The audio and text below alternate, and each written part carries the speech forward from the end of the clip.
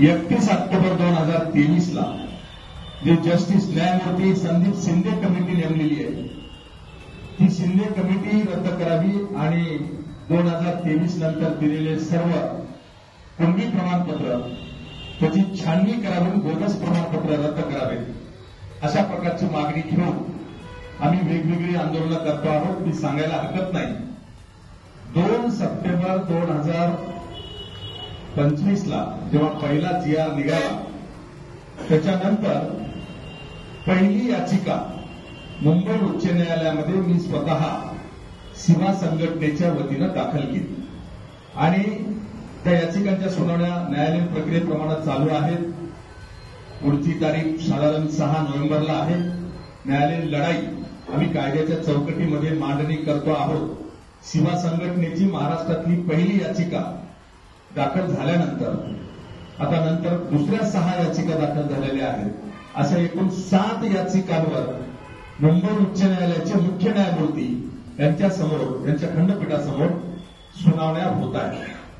एकीकडे न्यायालयीन लढाई चालू असताना दुसरीकडे मात्र स्थानिक स्वराज्य संस्थांच्या निवडणुका तोंडावर आहेत आणि मोठ्या प्रमाणावर बोगस कुणबी प्रमाणपत्र वाटपाचं काम शासन मशिनरीमार्फत 2 सप्टेंबर 2025च्या GRचा आधार घेऊन करणं चालू आहे.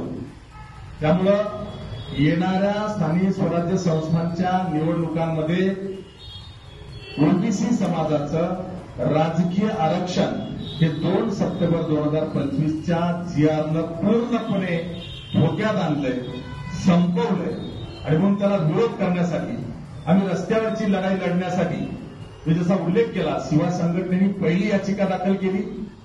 त्याचप्रमाणे ज्या आझाद मैदानावर मनोज जरांगे पाटलांना 2 सप्टेंबर 2025चा पहिला शासन निर्णय दिला त्याच आझाद मैदानावर सीमा संघटनेच्या वतीनं कालच्या 7 ऑक्टोबरला पहिलं कोकण आंदोलन, धरणे आंदोलन करण्यात आलं. ज्या व्यासपीठावर नामदार छगन भुजबळ साहेबांसहित अनेक ओबीसी नेते उपस्थित होते आणि आज त्याच आझाद मैदानावर कुणबी सेनेच्या वतीनं कोकणातला कुणबी समाज मोठ्या संख्येनं त्या ठिकाणी आता आंदोलनाला बसला होता.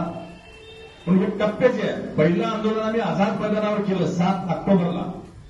आज 9 ऑक्टोबरला कोकणातल्या ओरिजिनल कुणबी समाज बांधवांचं आज दुसरं आंदोलन झालंय आणि उद्या नागपूरमध्ये 10 ऑक्टोबरला प्रचंड मोठा महामोर्चा आहे. त्याच्यानंतर छगन भुजबळ साहेबांनी आमच्या आझाद मैदानावरच्या व्यासपीठावर जाहीर केले की येणाऱ्या 17 ऑक्टोबरला बीडमध्ये सुद्धा प्रचंड मोठा महामोर्चा आयोजित केलेला आहे.